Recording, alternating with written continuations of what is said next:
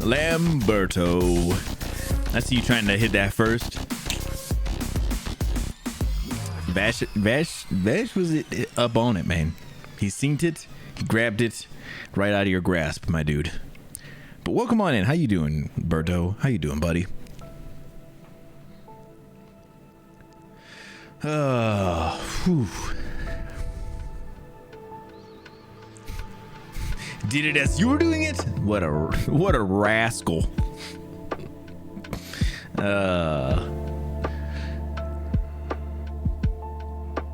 Oh, shoot.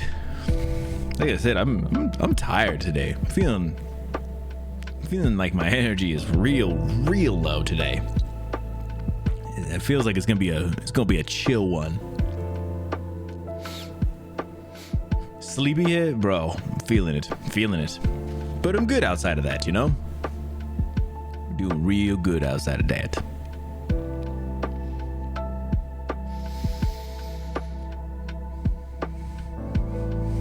Paulie, what's happening, buddy? How you doing? Welcome on in. Man without his beans. There it is. Listen, remembered for all of time. Remembered about a man without his beans. Also sleepy. I feel it, man. I feel it. I got some coffee too. I'm trying to work through it, but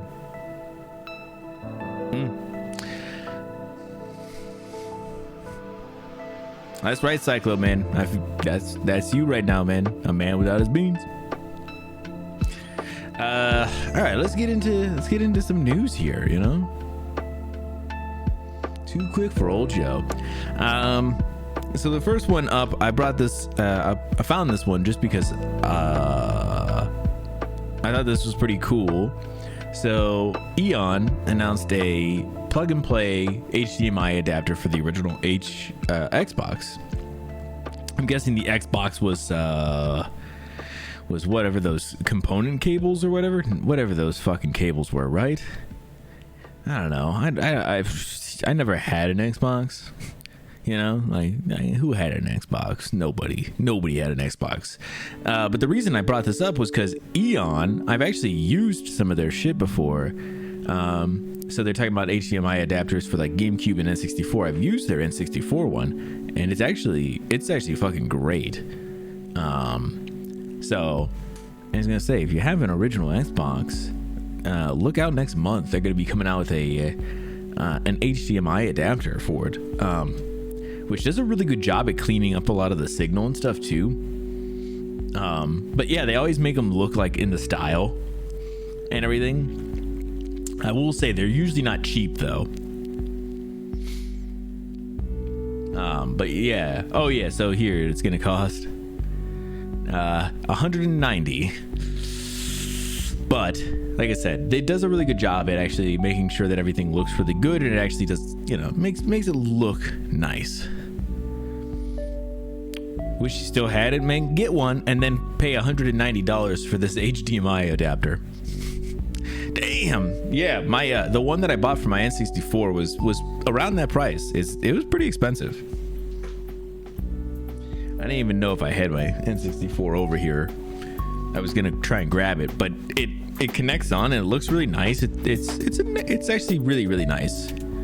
Shut up and take my money. Polly with the 200 biddies. Yo, Polly, thank you so much for the 200 biddies for team. Yes.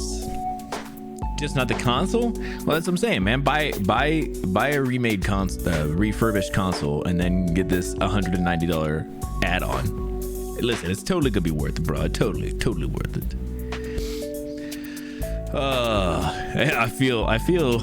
I feel them Z's, my dude. But yeah, this is super cool. And like I said, a company that I've used and has done a good job. So, you know, I feel like definitely worth checking out.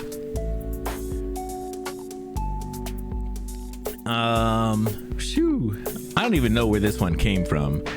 Might have to read in a little bit, but I only have a 360. Damn, I forgot you had a 360, but you had it for something specific, right? There's a specific game that you had the 360 for, or maybe a couple of them.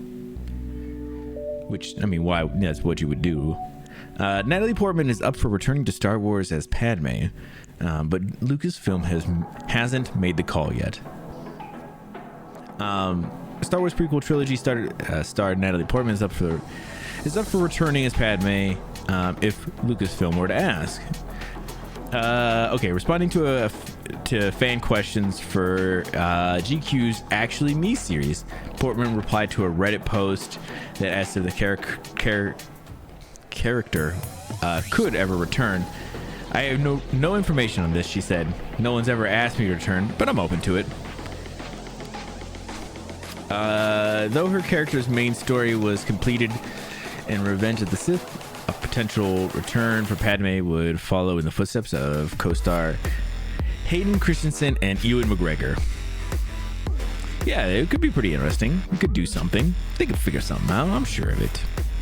Bring her back as a clone. That's what everybody does. Witcher 2? Oh, nice, man. And Shenmue. Ugh. No need for that, man. Forklift simulator is no bueno.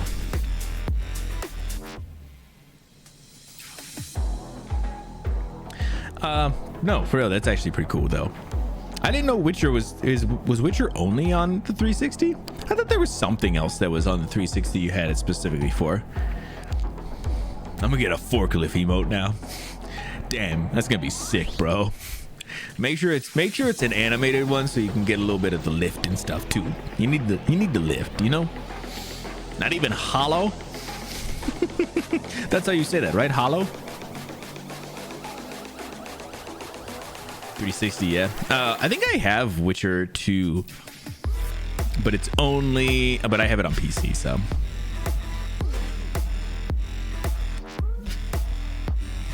Before 3 came out. Oh, that's nice, dude. That's pretty dope. I still never finished 3. I don't think I ever will. I think it's too far gone at this point. I don't think I'm ever going to go back into it. I loved it, though. It was great. It was a great time. I poured a lot of time into that. Never get into Hollow? I mean, listen. Those indie games like that, they're hard to get into.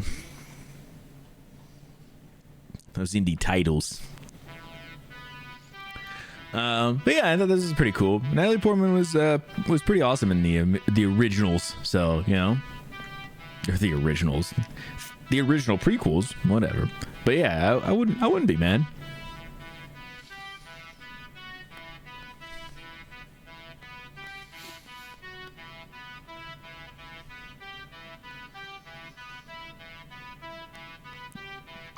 Played through the first one with a friend. Oh, really? That's pretty cool.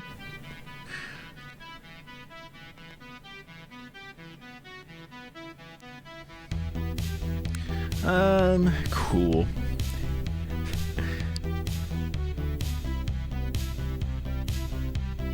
Got you over in the DC. Oh gosh, not the DC, my dude. Come on, man. Easy on the DC. I saw this one too, and I think a lot of people really like Alan Wake. Listen, I have no idea. I've never played any of the Alan Wakes. I don't even think I've ever seen what people really think about it, but I thought they liked Alan Wake. But apparently, Alan Wake 2 is supposed to be coming out sometime in October. The voice actor Matthew Porretta appeared on Monsters, Madness, and Magic and said Alan Wake 2 is supposed to come out in October. Alan Wake is awesome. Okay, see, this is what I thought. While we know Alan Wake 2 has a 2023 release window, Porretta may have narrowed down that window and around the 16-minute 37-second mark of the latest episode of Monsters, Madness, and Magic. Yeah, voice actors out here be spilling their beans everywhere. And listen, Cyclo's looking for them beans, so I don't know, man. It's hard. They out here spilling them. Cyclo's up here cleaning them up. So yeah, I figured this would be pretty cool. I remember when Vash was playing Control. Apparently, Control and Alan Wake are in like the same like the same universe or whatever, right? So they like are like something.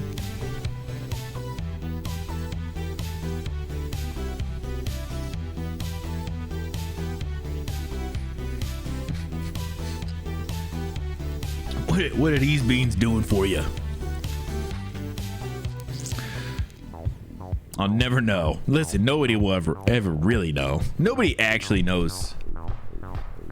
Nobody actually knows what was going on in Control.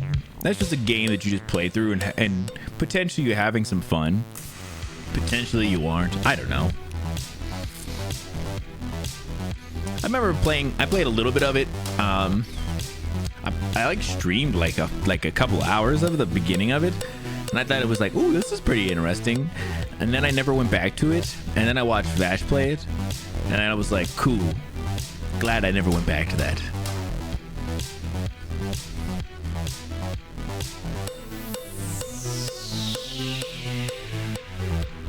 So yeah, listen, I think Alan Wake is a much better game, as Lamberto is stating. Awesome.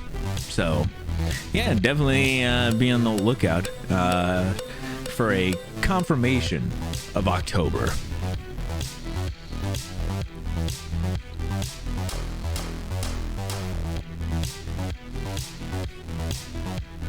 Had some good parts. Yep. I always remember Phil in the fridge. Isn't that who it was? Phil in the fridge. That part was pretty sick. More like Alan sleep, am I right? You right. Damn, that's really hit me with that one, Polly. I felt it deep in my subconscious sleep layer. In my REM. Phil. Yeah, I remember Phil. Phil was a good time. But, listen. I brought this one up, this because I thought this was a funny one, only because, so if you guys don't know, I've been over in the Discord every so often, streaming some Zelda. I plan to do a little stream tomorrow of it, actually, if you guys are interested. Not sure exactly when, but I have been over there, and when I first started, we didn't really have any good outfits. So Vash and I had decided that Link was just gonna go in his skivvies. So just his underwear. It was, I believe, what one would call they weren't boxers. What is the other term for those? Man, why can't I think of the? I can't think of what the underwear type is called, but he got the tight shorts on. Pants if you British. That's not what I'm thinking. You making NPCs uncomfortable. So I was doing that for a little while, and then I finally got some extra things, some extra clothes and stuff, and it's a different story now. But this is totally a thing that was happening as you would walk around, naked. People would remark about Link being nude. I was pretty shocked.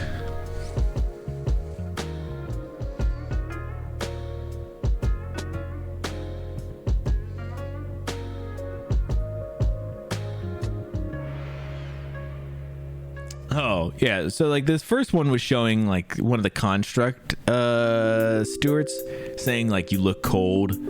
This one was, what is it? Robbie saying, like, laundry day, huh? A lot of those kinds of things. No clothes for sale, sorry. Oh, you're a bold one, aren't you? Hey, buddy, you want to put on another layer or two?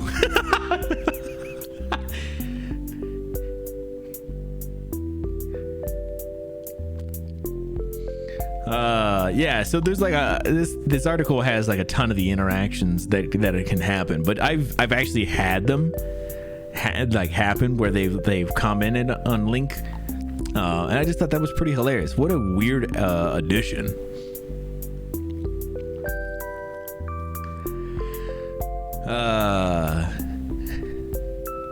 The DLC for Control? Oh, really? I don't think we ever got to see what the DLC was. And he looks like Bobby Hill. Oh my God, Cyclo, no. Listen. Again, always, if you want to throw a photo into the Discord, we would love to see such things. Yeah, it's really awesome that they added these little interactions. But like I said, it was just funny because we were kind of just having a laugh for a little bit there, and so I had like him pretty nude and people actually saying stuff, and I think I got some pictures of like some people actually saying things like this, and I thought it was pretty great. But yeah, it's been a good time, and it gave me a good chance to talk about the streams in the Discord. Like I said, hoping tomorrow to do a little Zelda stream. I got to got to the Wind Temple. I haven't started it yet, but I'm right at the beginning of it. So if anybody's interested, I have no idea what time. I have zero clue, but I would totally love to do that. If I get any idea, I will make sure that I let you guys know.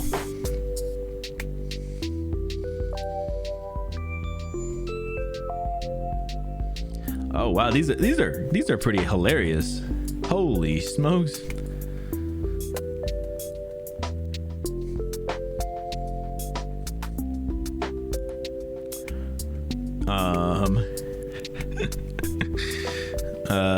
Yeah, make sure you guys go check out the Discord, because Cyclo's also putting some fire pictures in there right now. Yeah, there was one of no hair loaded Link and another just a cheeky grocery store with a great sign. So go check it out.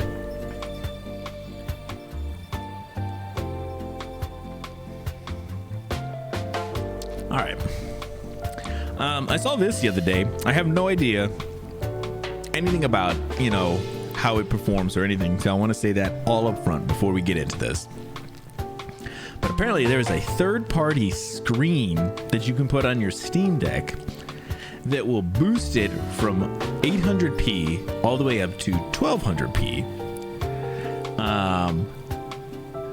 This seemed very very interesting. Like, okay. So you're getting like a little bit of a better screen. I think they said there's some there was some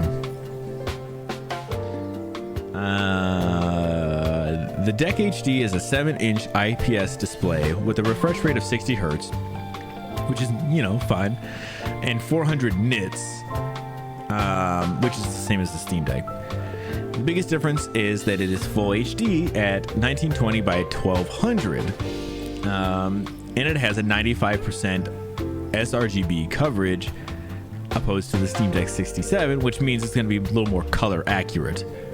And just like the high-end Steam Deck model, it includes the anti-glare coating. The only thing is, I think this is like $100, something like that. Yeah, it's $99 on its website. Apparently, listen, you still got to put this on, though. You got to take the other screen off and do the whole thing. This seems like it would be a little bit scary. Seems like it would be not something I would want to do to my, already couple $100 Steam Deck. But if you're looking to boost those things up a little bit, that's the way to do it. Also, I'm pretty sure like the GPU, in this thing is not very strong. So I'm assuming putting in a higher resolution screen doesn't necessarily mean that's what you're going to be able to run, so good luck with that.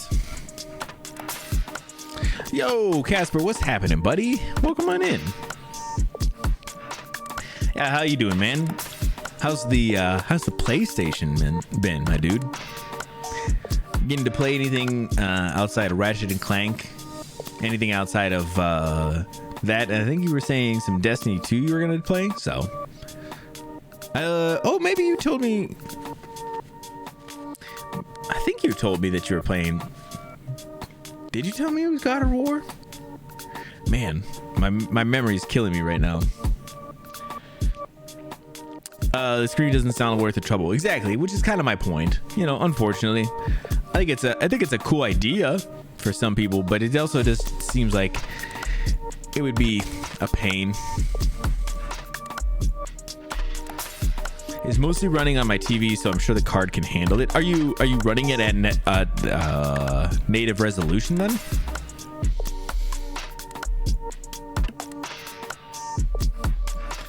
Yeah. Okay. I take that power back then. I am doing pretty good today, Casper. A little tired, man. Feeling a little low energy, so. But it's been good. It's been a good day. Can't enjoy video games while on the move. Yeah, I kind of feel that's too, Pauly. I have a hard time, like even with like my Switch. Like I don't play my Switch that often. Like not docked or something. So I still kind of struggle with that part of it.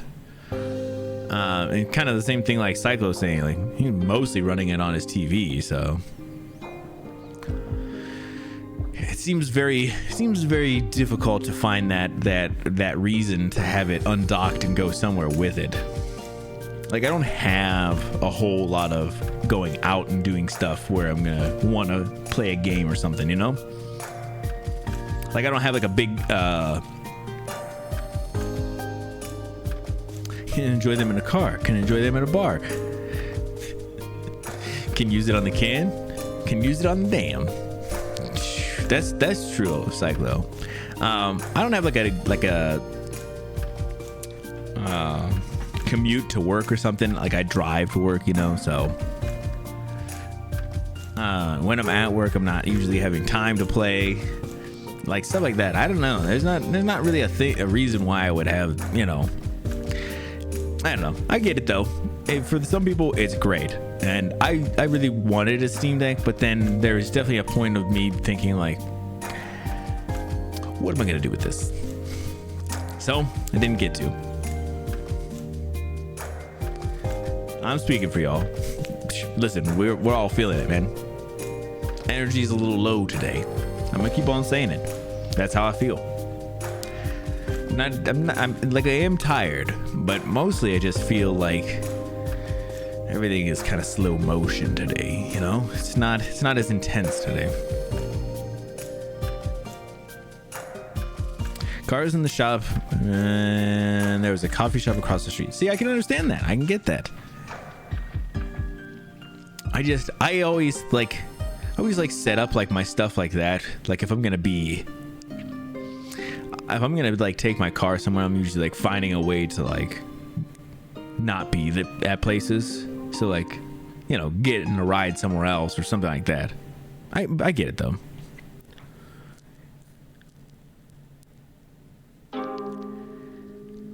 So I don't know. Cool though. It's very cool.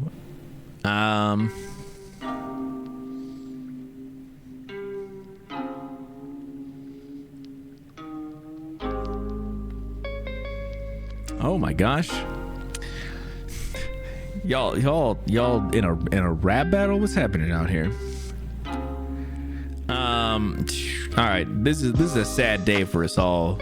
Listen, I know everybody was really excited that the what is it? The CW was doing the Powerpuff Girls live action. Sorry guys, it's no longer in development. Like I said, I know this is gonna hurt a lot of people.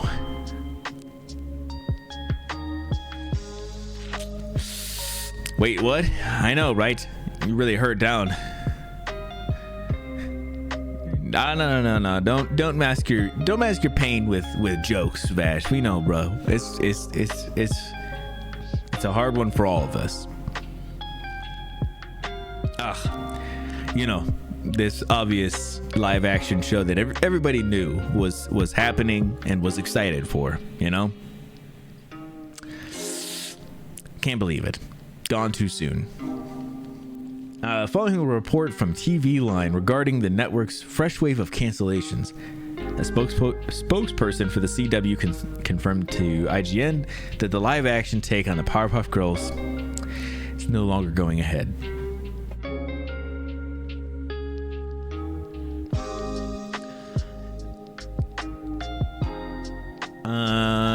I thought that did they have the names of the? Oh yeah, okay. Reports surfaced back in August 2020 that the CW is developing a live-action version, and the show received a pilot order in February. Chloe Bennett, Dove Cameron, and Yana Peralta signed up to play the superpowered sisters. Yeah, shoo. It's too bad. It's really too bad, you know? And moving on. So the other day we were talking about Mortal Kombat getting a new game called Mortal Kombat 1. Where do they come up with the ideas? They just look at anything and like, we could do that. We could probably do that. Yeah, sure. Why? We could do that. Yeah. So Mortal Kombat 1 will do a fatality to your hard drive. The new game comes in at 100 gigabytes. Jesus Christ. So this is like becoming more and more of a thing where games are just huge. Man, I just... The thing is, people don't have like a ton of space usually in their PCs. Like, we all have some space, you know, but you know, we're gonna get to a point where you're gonna be able to have like 4 games on your PC, or you know, maybe it's gonna be on your PlayStation or whatever. You're gonna have 4 games on there before you gotta delete something to download the new one. But yeah, so we're sitting here, and if you're gonna get into the new Mortal Kombat, you better have 100 gigabytes worth of space. PC Gamer spotted Mortal Kombat's Steam page had been updated with the game's system requirements, confirming that the game will be a storage monster right out the gate, and that's before anything else. While PC and console install sizes aren't always 1-to-1, Mortal Kombat 1 is definitely on track with how the series was trending, with Mortal Kombat 11 Ultimate Edition sitting pretty with an 84 gigabyte install on PS5. One game at a time. That's all it's going to be at a certain point. This is a sign of the times. Fighting games were once one of the few remaining game genres with reliable, compact install sizes, but ongoing updates, high-res visuals, and other modern additions have led to ballooning brawlers. After many updates, Street Fighter V weighed in at nearly 100 gigabytes toward the end of its life.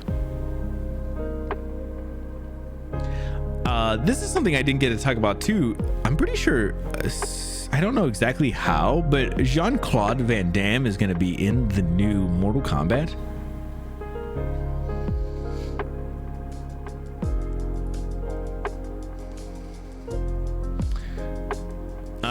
So I'm guessing he's going to be... Yeah, so I didn't get to talk about this last week, but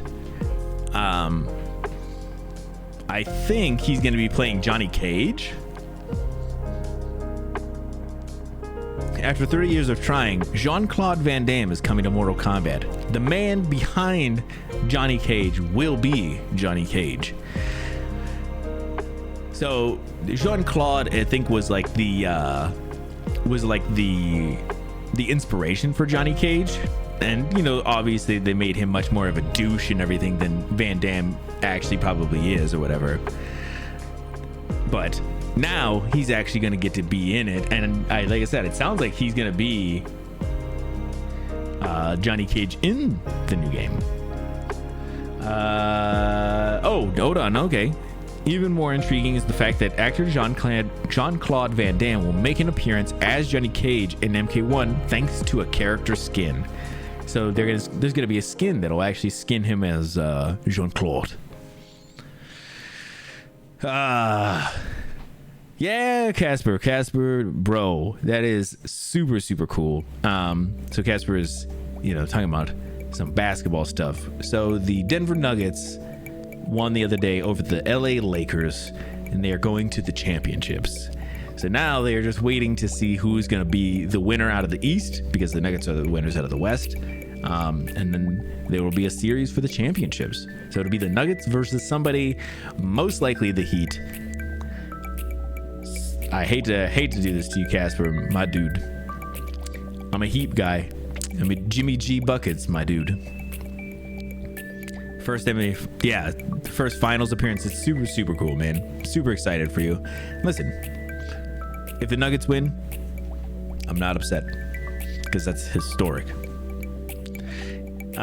Sorry, I meant to go over this last week, the Jean-Claude stuff, but it was kind of one of those things that fell in the cracks. And then we get this great thing now where we can talk about it. So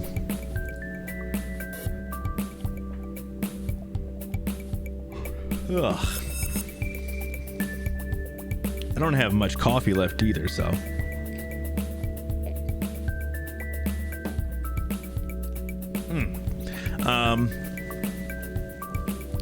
so I saw this and I was gonna go over, I'm just gonna talk about it a little bit.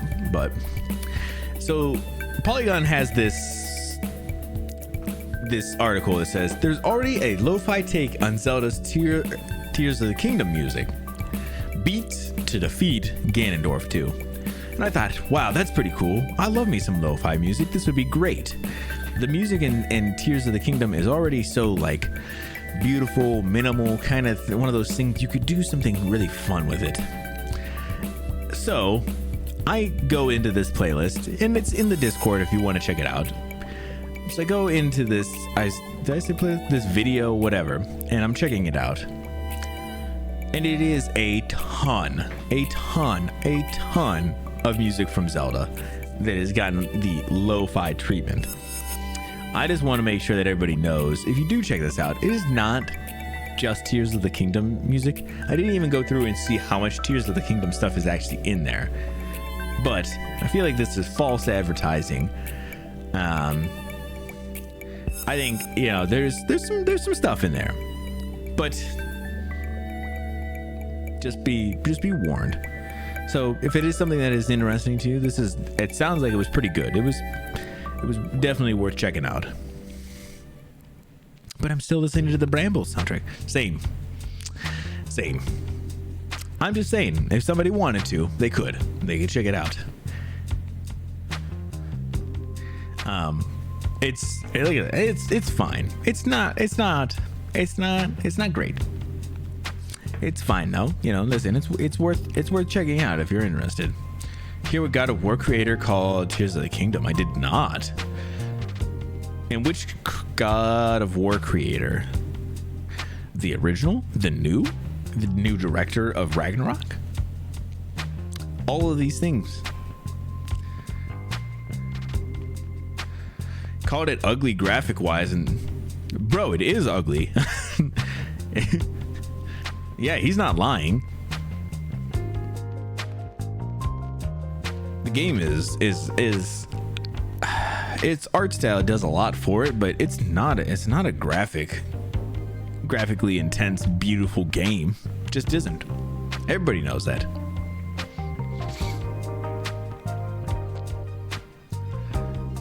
Yeah, it's just too bad. That's why I said last time I was talking about kind of the Zelda stuff, I thought, man, the next game has to be on better hardware. They got to do something where they kind of take a step up. They gotta take that jump. They gotta make the game start to look really great.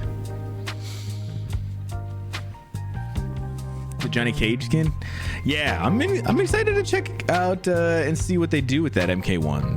The trailer and the little teaser, or whatever, the announcement thing was cool. Looked really good. I'm excited to see more. So, ugh, man, getting out of here. Still a little bug.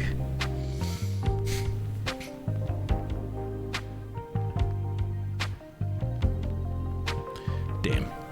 All right, so I guess since we're talking about Mortal Kombat, we should just go into it too.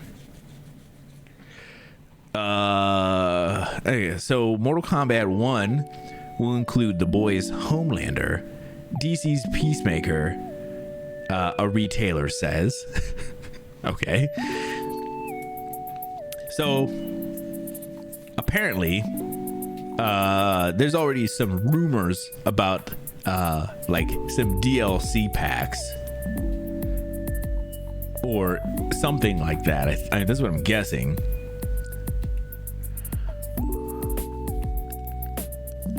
But they're talking about, you know, some guest characters or cameo fighters, things like that.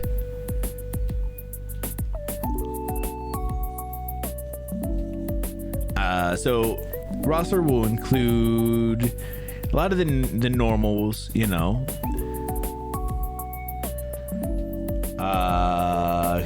Cameo fighters who can assist players during matches. Retail listing from Amazon Italy also feature guest characters like Homelander from The Boys, Peacemaker from the DC Universe, Omni-Man from Invincible. Oh, interesting. And those characters will be included as part of MK1's Combat Pack, and an add-on included with the Premium and Collector's Edition versions of the game. So yes, kind of like a DLC type thing, but with the higher edition versions of the game.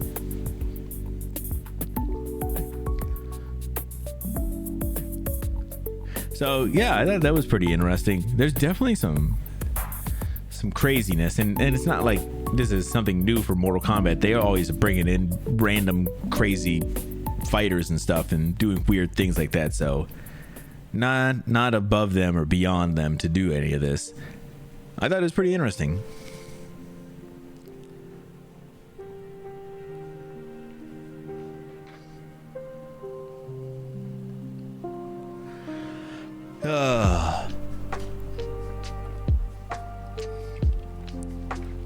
Especially because I think it was the same team that did Mortal Kombat did what is the superhero one? Injustice. And so they were doing like, you know, Superman and everything like that, and you know, Homelander is just kind of a version of that, you know, more of like a dick version, but you know, so they already kind of have some of the feelings, some of those kinds of things that they can do like that. So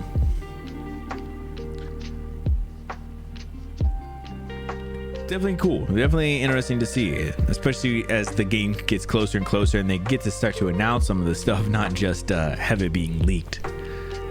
So of course, who knows until it actually gets officially confirmed, you know.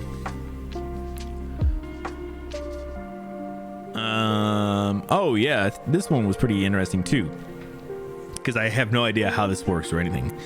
But there is a board game that is based on Monster Hunter World Iceborne. Launches and quickly funded on Kickstarter. The campaign launch follows layoffs at UK-based Steamforged Games. Steamforged Games is a British company behind tabletop crossovers like Elden Ring and Dark Souls. These are tabletop versions of those games. Launched and successfully funded a new project Thursday. The campaign for Monster Hunter World Iceborne, the board game, began at 1 p.m. EDT and has already crossed the finish line with the equivalent of more than 620,000 pledges, dollars pledged, of course. The campaign runs through June 1st with an estimated delivery date of November 2024. I remember seeing this a little bit before, and legitimately, like I said, I have no idea how a game like this would work. But I thought it also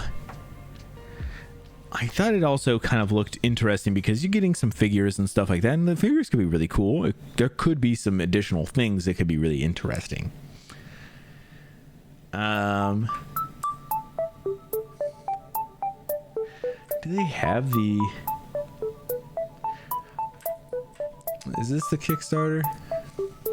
Okay, yeah, this is it. So, oh yeah, as of right now, they are at 1.3 million pledged right now.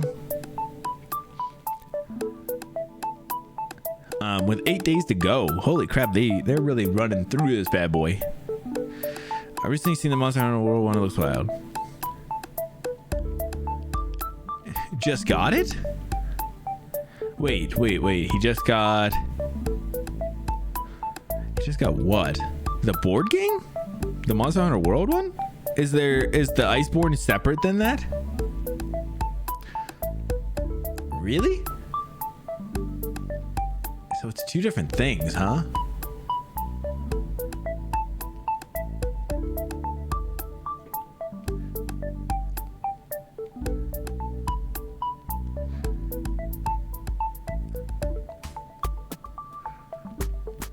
Okay, yeah, see, here's the other one.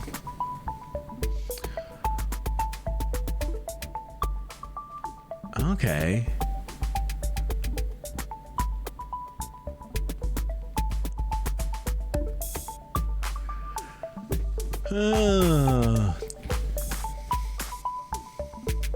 Yeah, some of these are pretty interesting. Oh, so there's only four hunter types? That's pretty weird too. Yeah, the world. Okay. This is interesting. So they have sword and shield, duels, bow, and greatsword.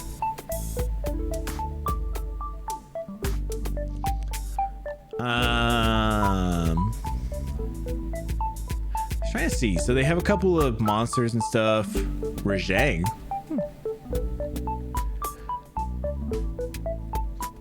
This is pretty interesting. It seems like it's kind of limited. Okay, so you can get some like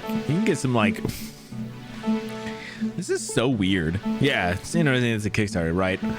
This is weird. Like you get like monster expansions and shit too. Shrieking like Yana and shit. Tigrex. This is so strange.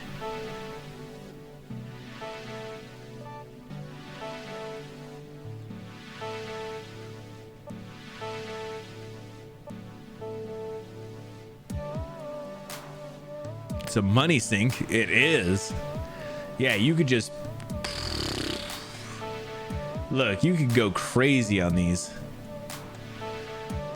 Oh my god, yeah, there's like even like additional things for longsword, gun lance, charge blade, insect glaive, light bow gun, like all these things that you could do.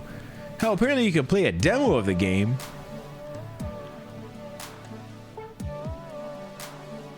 Oh damn! So if you're interested, go check out the demo. Apparently, holy shit! I could be scrolling through this forever. I'm good. We gotta move on. So yeah, just kind of interesting. I guess if you really want to back something like this, where you want to spend just way too much money, yeah, go ahead, get into it. Why not? I just feel like holy moly, you could really spend some money. Exactly what Vash is saying. So I don't know if you guys have seen. I think it was like a couple years ago.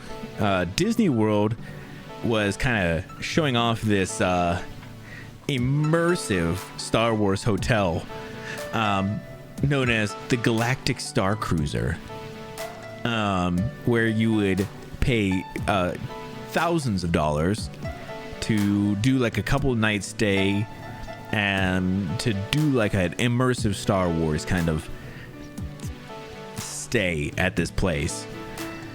And oh man, it did not go well for them because it'll be shutting down in September. That's not a surprise when you're asking for thousands of dollars. Yo, Ron, what's happening, dude? Welcome on in, buddy.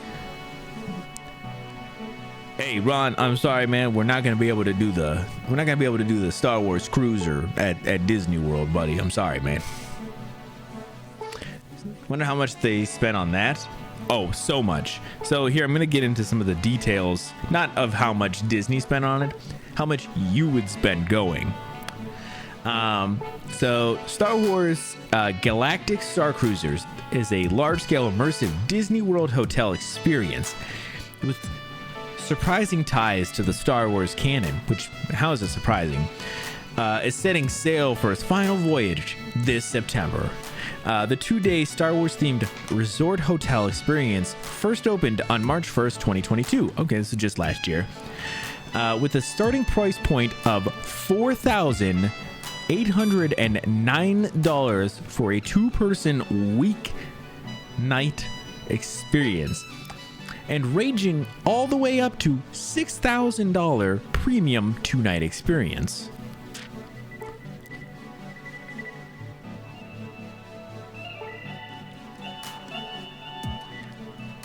Good fucking Christ. Who can afford that? No one, which is why it's shutting down in September. It's outrageous, egregious, preposterous. Exactly. 100%. As for what motivated the decision to close the resort, we don't even need to ask this, but public relations manager Charles Stovall said it was a business decision. Disney's always taking risks. He said, "We've always been on the forefront of entertainment experiences. We're constantly pushing the boundaries of creativity and innovation, and this is just one of the risks that we took." Yeah, great risk, buddy. Do they have any pictures of any of this shit? No. But the whole thing I've kind of seen, and people have been clowning on Disney for a little bit about this now. The rooms are absolutely tiny. They're cramped. Everything kind of looks like ass. It's kind of just, I mean, I get it that it's in universe. You're trying to keep that immersion or whatever, but apparently it does not look like a good time. $4,000 to $6,000 a pop. What were they thinking? I think the 4,800 was a 2-person. So not as expensive as you're thinking, man. You gotta come on, bring those expectations back, my buddy. That's 2 people, okay? The 6,000, I have no idea how many people that is. A Star Wars wedding or big event could be dope. That's true. And you know what? You're probably going to spend a lot of money on something like that. But you're going to get something out of it. Something like this is, you're getting cramped in to do this with like a whole bunch of other people. Yeah, I don't think this seems like just, I don't know. Like I said, they're like, hey, it's a risk because we like being on the forefront of entertainment. Like, bro, I don't know. Not to weddings altogether. Ron, get out of here, bro. Come on, man. Listen.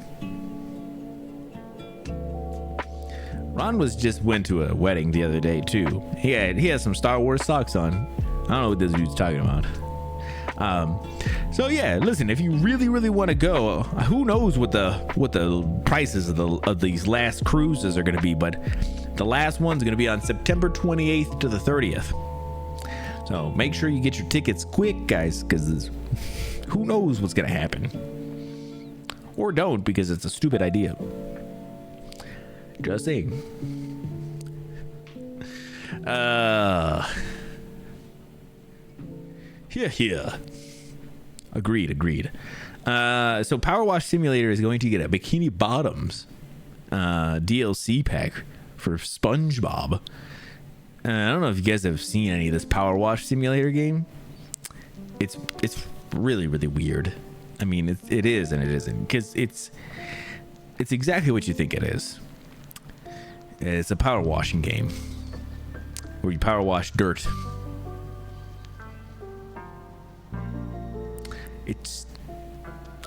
Who knows? But apparently they're going to be getting some more DLC. They've been getting DLC for the likes of like Lara Croft's Mansion, or a something in Final Fantasy that I'm sure Final Fantasy people understand, but I don't. But now they're getting a SpongeBob SquarePants DLC. I just thought this kind of looked pretty interesting, mostly because of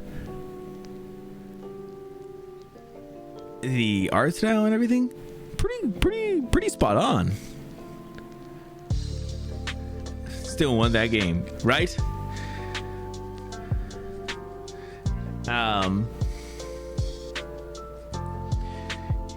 Let's take a look and see. We might be able to get a little peek here, right?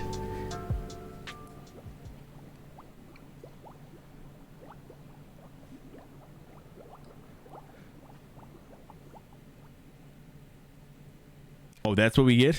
That's what we got? You gotta be kidding me. I thought there's gonna be something more than that. Okay. All right. But what is the power wash shooting? Like fast water in the water? Hey, listen, you know, who knows, man? Could be anything at this point.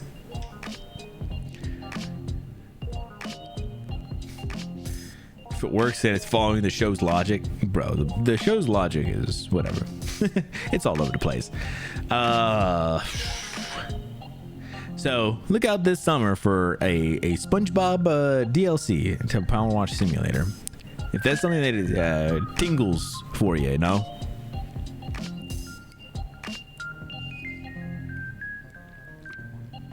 Gets you all tingly inside. This is the one for you.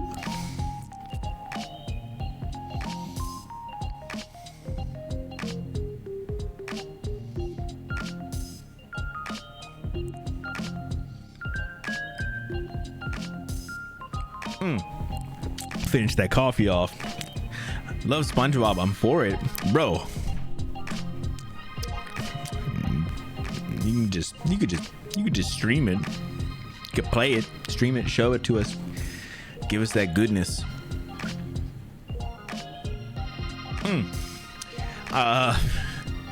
Just a couple more things before we get into some BioShock. Tears of the Kingdom hints that Link and Zelda are finally in a relationship. Oh my god.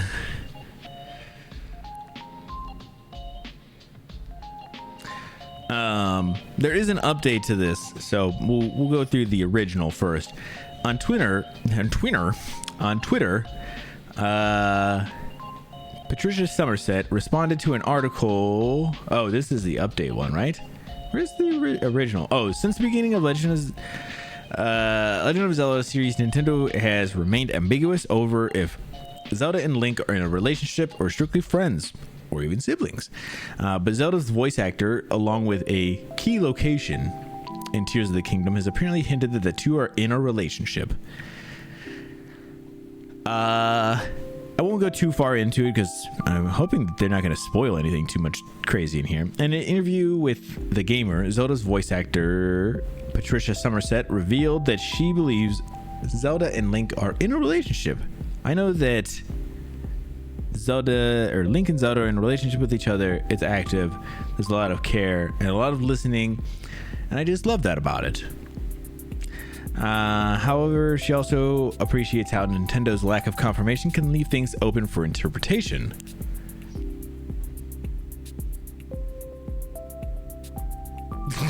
Oh my gosh. As a voice actor looking at the overall relationship between Link and Zelda over the ages, I personally love the ambiguity, and that if there is something there, it is left to us. I guess in my own life, I can respect and celebrate relationships that aren't conventional. So this is kind of the original, and then there's an update to this.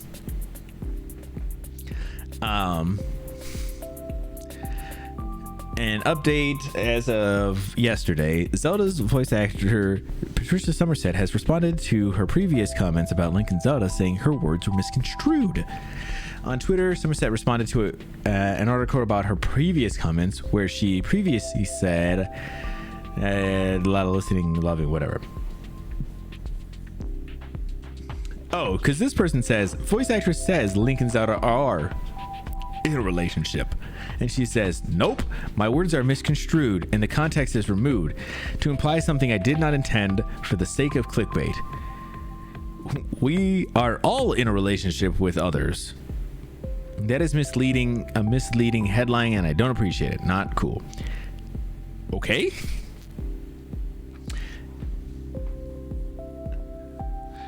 Somerset added that she meant we are all in different types of relationships with friends, family, loves, colleagues, pets, trees, dubious food. It's not up to me to determine. Even though Somerset is now disagreeing with the theory surrounding Link and Zelda's relationship, there is still some in-game evidence that suggests the two are together. And then it goes into some other things. So interesting. Our boy Link about to get some. We thought so. So I guess we're arguing about relationships of non-existent characters. Internet. Yeah, but no. Like, I mean, like, listen. Everybody kind of like, it's one of those things like where you're curious of like a story and like what that's like, how that story pertains to everything, you know? And I guess it's just curious. Like, people are always wondering, like, is something going on? Is there not? Like, because maybe you can put more context into a story for them, you know? The thing is, it mostly sounds like that she probably said some stuff where she felt like it's ambiguous, you know? So you're left to choose, and to her, they kind of are. But then my guess is also Nintendo was like, you better shut the fuck up about that. You better not say anything about this. The fuck? Have you watched Lord of the Rings? They are not elves, you son of a gun. Nintendo has kept strong, and they need to keep it strong. They can't be letting this one go just yet. Not because of some voice actress. I don't think they are elves, though, Ron. I mean, like, they are, but they aren't, you know? They're Hylians, bro. Even worse than Mulder and Scully. Bro, you're not even lying. At each other longingly? I didn't know that.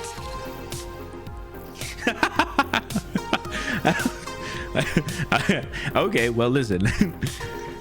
If they're elves, Link be doing a lot of things, man. He do be looking longingly, especially at the camera. So he'd be looking longingly at me a lot. A lot. Oh my god.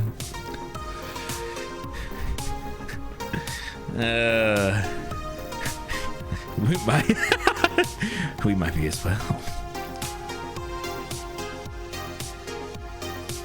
Y'all want to make some longingly eye contact? Y'all want to contact with some eyes? My eyes can't do this.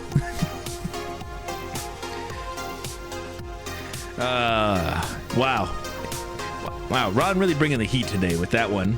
I appreciate that, Ron. Thank you so much, dude. Not what I was expecting, but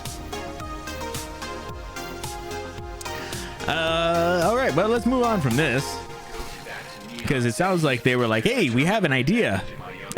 We have maybe it is, maybe I'm not.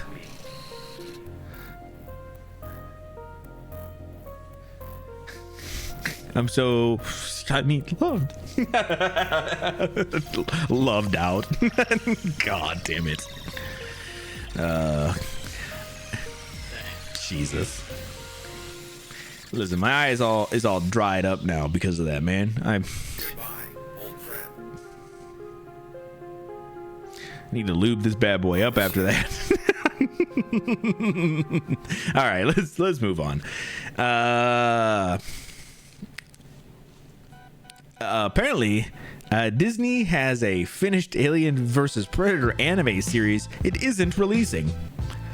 Blade Runner Black Lotus director, not gonna try, is rumored to be at the helm. Disney apparently has a finished Alien vs. Predator anime series that's 10 episodes long, but the House of Mouse is keeping the series under lock and key. During an Alien Day episode of the Perfect Organism podcast last month, Joshua Izzo, the former licensed director at 20th Century Fox prior to Disney's acquisition of the company and founder of Alien Day in 2016, shared details about the anime and why it hasn't hit the airwaves yet. There is, sitting at Disney right now, at 20th Century Studios, 10 episodes of fully completed Alien vs. Predator anime series that I produced, Izzo said. It's done, it's in the can, it's mixed, it's finished. It was produced and story cracked by Eric Calderon and Dave Baker, two unbelievably crazy talented guys.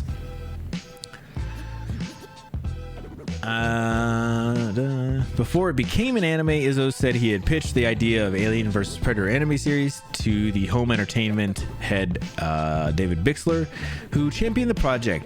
Then he presented the idea to Jeffrey Godsick, who was head of consumer products. All right. So apparently there is some AVP anime out there that apparently Disney's not doing anything with right now. So if one day they just fucking announce this thing and they fucking drop it or something like that, don't be surprised. You heard it here first. But also, I'd be surprised if this thing doesn't hit the light of day at some point. Even with this guy, Joshua Izzo, I'd be surprised if he doesn't, drop it out there at some point, I heard it here first. I mean, unless you go to IGN, who carried this story a couple of days ago, then you heard it there first. But listen, I'm hoping you guys just stay ignorant to the news. Come right here to get that news, and then you guys get to hear it from me first.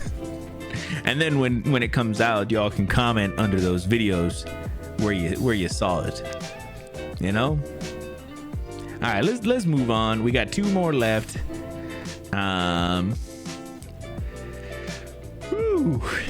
So Netflix is taking its first steps towards the U.S. password sharing crackdown as they announce a extra member tier of their package. So Netflix has announced that its increased measures to prevent account password sharing will begin going into effect in the U.S. today, May 23rd.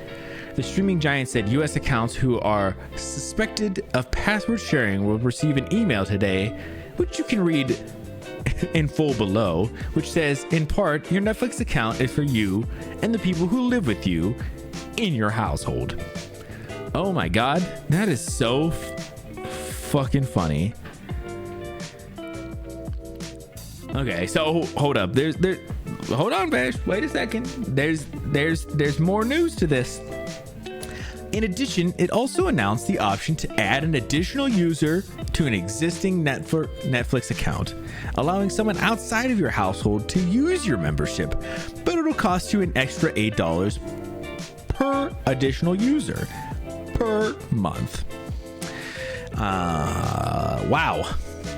So listen, I guess it's cheaper than getting an account all yourself, but it ain't free.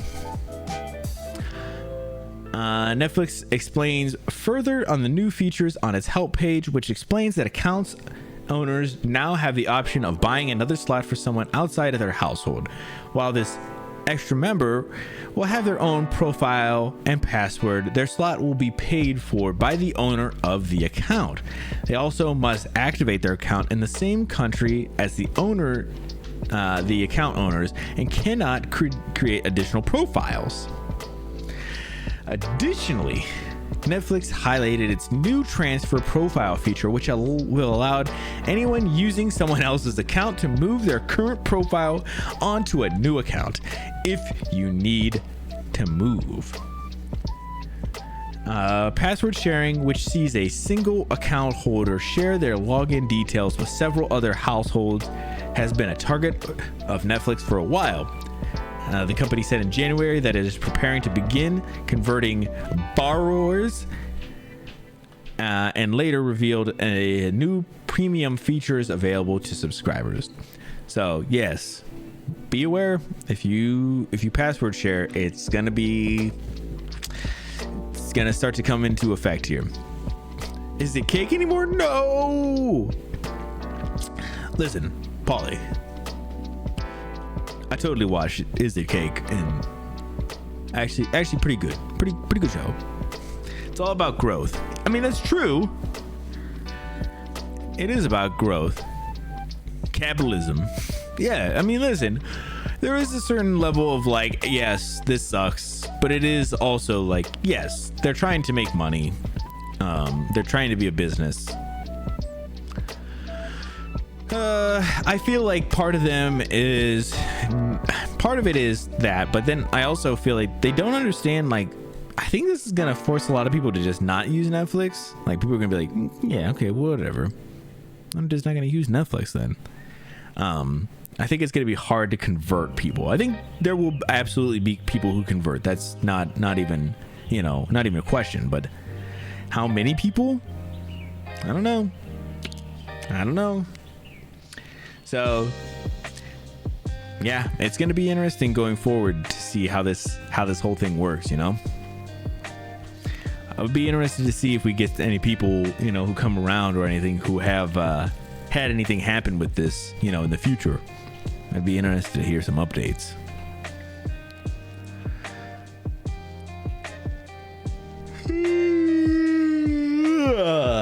All right, second to last one before we get into some Minerva's Den.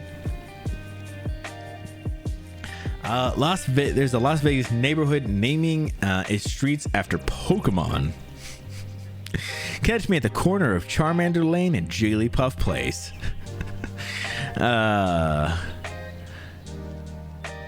Weird, absolutely strange.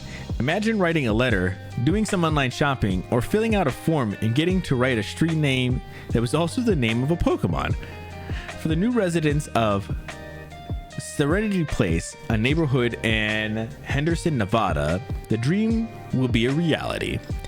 Every street in the new development from Harmony Homes will be named after Pokemon. Street names will include famous Generation 1 pocket monsters like Jigglypuff, Squirtle, Snorlax, Charmander, and Charizard. Dipping off to like, hey, see you, Ron. Thank you so much for coming in and hanging out, bro. Have a good time at work. Hopefully it's great.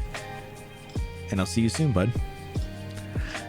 Construction has been booming in Las Vegas, in the Las Vegas Valley, leading to the unique challenge of coming up with names for new streets.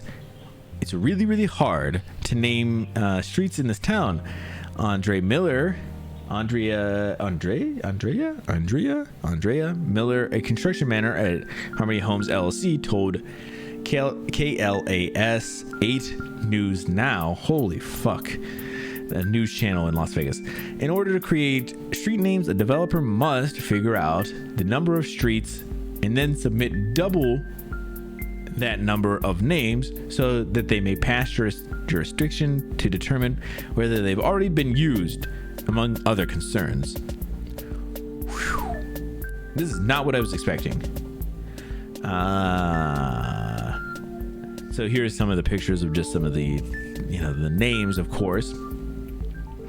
Apparently Miller's 11-year-old and 14-year-old sons, who were obsessed with Pokemon, gave her the idea. And luckily, there are tons of Pokemon to choose from. Blah, blah, blah, whatever. So, interesting. Apparently some places you're going to start to see some of this stuff. Do they need permission from Game Freak to use those names? Ooh, that's interesting. Or is it free publicity for them at that point? You know? I wonder. Interesting question. I guess not. I mean, listen, if it's going through, I'll be interested to see if we see an update to this that does say, you know, just such a thing happened. Dang, not what I was expecting. Got one more. Got to go over our Survivor information, you know, guys. Cool. So this is the water park on Squirtle Drive. Wouldn't that be genius? Although I think it's a home development section, so I don't think there will be. But you never know. Maybe they'll have the pool. Maybe they have the pool on Squirtle Drive. So we got to go over some Survivor talk here. So every week on Tuesdays, we've been talking Survivor. So next week will be potentially the last.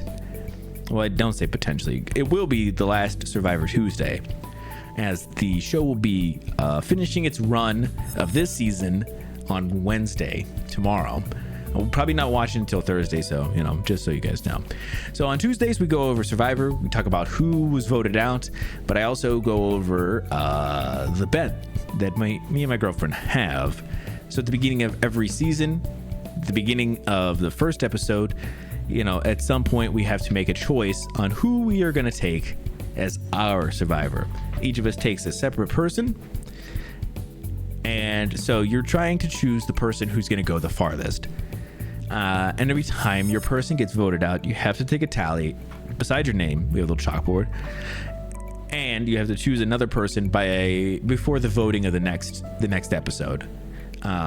So at the beginning of the season, I chose a person named Sarah who got voted out, so I have one tally, and I have taken Carson's sense.